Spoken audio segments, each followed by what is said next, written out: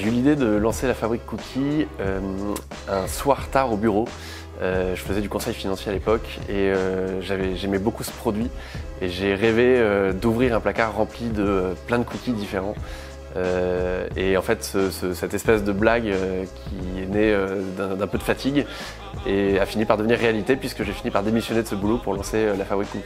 Alors aujourd'hui, la Fabrique Cookie, c'est 30 personnes et dans 3 semaines, ce sera 42 personnes. On est en train d'embaucher 12 personnes puisqu'on ouvre 4 points de vente à Paris d'ici la fin de l'année. Donc ça va assez vite.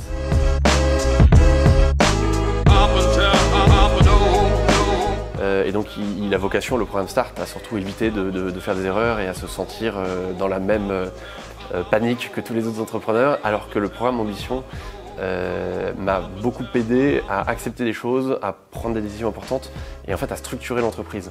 Alors aujourd'hui, le programme Ambition pour la Fabrique Cookie se fait avec 3 accompagnateurs que je vois tous les 2 mois. Donc c'est assez formel. On appelle ça le board de la Fabrique Cookie. Ça aide à structurer la gouvernance de l'entreprise de manière certaine puisque c'était l'objectif et c'est ce qu'on fait. C'est qu'on aborde toutes sortes de problématiques, mais on aborde des problématiques très business, des problématiques financières, mais aussi et surtout des problématiques de gouvernance. J'ai souvent dit que ça avait été la meilleure décision de ma vie, en tout cas de ma vie d'entrepreneur, que d'intégrer le réseau Entreprendre. Parce que le fait d'être entouré alors qu'on crée une entreprise, c'est essentiel.